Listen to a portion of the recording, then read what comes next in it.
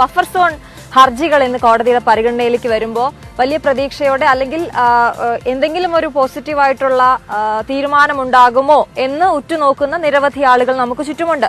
അതെ, സുപ്രീം കോടതി എന്ത് പറയുമെന്നും എന്നുള്ളൊരു ആശങ്കയുണ്ട്. കാര്യം സുപ്രീം കോടതി പറഞ്ഞ മറ്റുള്ള ഒരു റിപ്പോർട്ടൊക്കെ സംസ്ഥാന സർക്കാരിന് കൊടുക്കാൻ കഴിഞ്ഞോ? കേന്ദ്ര സർക്കാരിന്റെ, കേരള സർക്കാരിന്റെ വിവിധ കർഷക സംഘടനകളുടെ ഹർജികളാണ് ഒരുമിച്ച് സുപ്രീം കോടതി പരിഗണിക്കുന്നത്. ഇതിന്റെ വിവരങ്ങളുമായി MG മിഥുൻ ന്യൂസ് ഡെസ്കിൽ നിന്ന് ചേരുകയാണ്. മിഥുൻ, ഇതിൽ കേരളത്തോട് വളരെ കൃത്യമായ ഒരു റിപ്പോർട്ടാണ് ആവശ്യപ്പെട്ടിരുന്നത്. അതിന് പിന്നാലെ ഒരു ഉപഗ്രഹ സർവേ നടന്നു. അതിന്റെ റിപ്പോർട്ടാവട്ടെ അല്ലെങ്കിൽ അതിന്റെ ഫലമാകട്ടെ യാഥാർത്ഥ്യത്തോട് ഒട്ടും അടുക്കാത്തതാണെന്നും പല ജനവാസ മേഖലകളും ഇതിൽ ഉൾപ്പെട്ടിട്ടില്ല എന്നും പറയുന്നു. തുടർന്ന് ഗ്രൗണ്ട് സർവേ നടത്താം, ടെറസ്ട്രിയൽ സർവേ ആകാം എന്നുള്ള നിലപാടിലേക്ക് സർക്കാർ വരുന്നു. പക്ഷെ അതിന് ഈ സമയം പോരാ എന്ന് പറയുന്നു.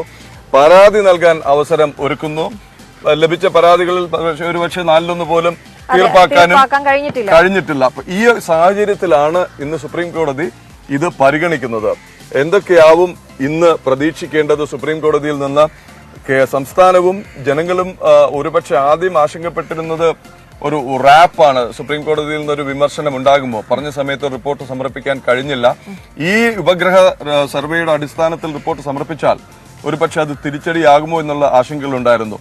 എന്തൊക്കെയാണ് ഇന്ന് പ്രതീക്ഷിക്കാവുന്നത് മിഥുൻ? Good morning Pradeep, Ashwathy. ഈ ബഫർ സോണുമായി ബന്ധപ്പെട്ട വളരെ കാലങ്ങളായി വലിയ ആശങ്കകൾ നിലനിൽക്കുന്നുണ്ട്. അതോടൊപ്പം തന്നെ ഈ സുപ്രീം കോടതി ജൂണിൽ പുറപ്പെടുവിച്ച വിധിയുണ്ട്. അതിലെന്തെങ്കിലും മാറ്റം വരുത്താൻ സാധിക്കുമോ എന്നുള്ള കാര്യമാണ് ഇന്ന് 2-അംഗ ബെഞ്ച് പരിശോധിക്കുന്നത് എന്നാണ് വ്യക്തമാക്കുന്നത്. അതായത് ഈ ബഫർ സോൺ നിബന്ധനകളിൽ അതുകൊണ്ട് തന്നെ ഇളവ് നൽകുന്ന കാര്യം പരിഗണിക്കാമെന്ന് കഴിഞ്ഞ ദിവസം, അതായത് വെള്ളിയാഴ്ച ഈ കേസ് സുപ്രീം കോടതി പരിഗണിച്ചപ്പോൾ അന്ന് വ്യക്തമാക്കിയിരുന്നു. ഇത് ഏറെ പ്രതീക്ഷയോടെ തന്നെയാണ് ഇന്ന് കേരളം സുപ്രീം കോടതിയിൽ ഇതുമായി ബന്ധപ്പെട്ട് എത്തുകയും ചെയ്തത്. ബഫർ സോണുമായി ബന്ധപ്പെട്ട ഹർജികൾ സുപ്രീം കോടതി ഇന്ന് ഒരുമിച്ചാണ് പരിഗണിക്കുന്നത്. അതായത് കേരളം നൽകിയ ഹർജിയുണ്ട്, കേന്ദ്രം നൽകിയ ഹർജിയുണ്ട്, അതോടൊപ്പം തന്നെ വിവിധ കർഷക സംഘടനകൾ നൽകിയ ഹർജിയുണ്ട്. ഇതെല്ലാം ഒരുമിച്ചുകൊണ്ട് തന്നെയാണ് ഇന്ന് കോടതി പരിഗണിക്കുകയും ചെയ്യുന്നത്. വന്യജീവി സങ്കേതങ്ങൾക്കും ഒപ്പം തന്നെ ഈ ദേശീയ ഉദ്യാനങ്ങൾക്കും ബഫർ സോൺ നിശ്ചയിച്ച കോടതി വിധിയിൽ ഇളവാണ് കേരളവും കേന്ദ്രവും ആവശ്യപ്പെടുന്നത്. കേരളം ഇതിൽ പ്രധാനമായും മുന്നോട്ട് വെക്കുന്ന 22 മേഖലകളെ ഇതിൽ നിന്നും ഒഴിവാക്കണമെന്നുള്ള ആവശ്യമാണ് മുന്നോട്ട് വെച്ചിരുന്നത്. കഴിഞ്ഞ തവണ കേസ് പരിഗണിച്ചപ്പോൾ കോടതി ആശ്വാസം സൂചന നൽകിയിരുന്നു. ഞാൻ നേരത്തെ സൂചിപ്പിച്ചതുപോലെ തന്നെ ഇളവ് നൽകാൻ സാധിക്കുമോ എന്നുള്ള കാര്യം ഇന്ന് പരിശോധിക്കാമെന്നുള്ള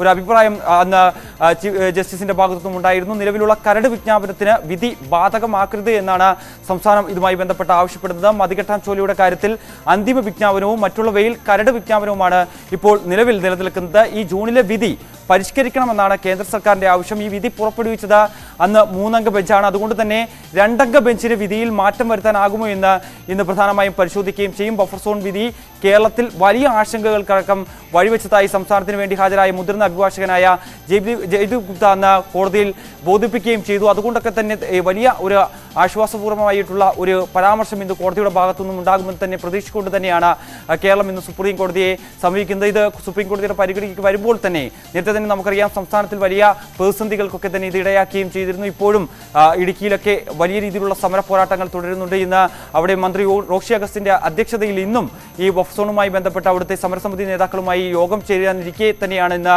കോടതിയുടെ പരിഗണനയിലേക്ക് ഈ വിഷയം വരുന്നത്. ഇതിൽ ഏറ്റവും പ്രധാനമായി നമ്മൾ നോക്കിക്കാണേണ്ടത് അന്ന് ഈ സംസ്ഥാന സർക്കാരിന്റെ സൈറ്റിൽ വന്ന ഒരു കാര്യമാണ്. അതായത് ഈ ഉപഗ്രഹ സർവേ അന്ന് സംസ്ഥാന സർക്കാർ അപ്ലോഡ് ചെയ്തപ്പോൾ അതിൽ കൂടുതൽ ജനവാസ മേഖലകളിലടക്കം വലിയ രീതിയിൽ ബാധിക്കും. അവരൊക്കെ തന്നെ അവിടെ നിന്ന് ഒഴിഞ്ഞു പോകേണ്ടി വരും. ബഫർ സോൺ പരിധിയിലേക്ക് കൂടുതൽ മേഖലകൾ, അതായത് 10 കിലോമീറ്ററോളം ചുറ്റളവ് വരുന്ന ഒരു പശ്ചാത്തലമുണ്ട്. അങ്ങനെ വരുമ്പോൾ നിരവധി ജനങ്ങളെ ഇത് ബാധിക്കും, കൂടുതൽ കർഷകരെ ഇത് ബാധിക്കുകയും ചെയ്തു. അതാണ് വലിയ രീതിയിലുള്ള പ്രശ്നങ്ങളിലേക്ക് അല്ലെങ്കിൽ പ്രതിസന്ധിയിലേക്ക് കാര്യങ്ങൾ പോവുകയും ചെയ്തത്. പിന്നീട് ഈ ഉപഗ്രഹ സർവേ മാറ്റി ഒരു ഫീൽഡ് സർവേ നടത്തണമെന്നുള്ള ആവശ്യം നേരത്തെ തന്നെ പ്രതിപക്ഷം മുന്നോട്ട് വെച്ചിരുന്നു, ജനങ്ങളടക്കമുള്ളവർ മുന്നോട്ട് വെക്കുകയും ചെയ്തിരുന്നു. ഇതിൽ ആദ്യഘട്ടങ്ങളിലൊന്നും തന്നെ സംസ്ഥാന സർക്കാർ വഴങ്ങിയിരുന്നില്ല. പിന്നീട് പ്രതിഷേധം കനത്തതോടു കൂടി തന്നെയാണ് ഒരു ഫീൽഡ് സർവേ നടത്താനുള്ള ഒരു തീരുമാനത്തിലേക്ക് സംസ്ഥാനം മുന്നോട്ട് വരുന്നത്. അങ്ങനെ ഫീൽഡ് സർവേ ഇതുവരെയും പൂർത്തിയാക്കാൻ സംസ്ഥാന സർക്കാരിന് സാധിക്കുകയും ചെയ്തിട്ടില്ല. ഇതിന്റെ റിപ്പോർട്ടടക്കം വിശദമായി സുപ്രീം കോടതിയിൽ ഉടൻ തന്നെ സമർപ്പിക്കേണ്ടതായിട്ടുണ്ട്. ഇതിൽ കൃത്യമായ രീതിയിൽ, അതായത് നേരത്തെ എന്തുകൊണ്ട്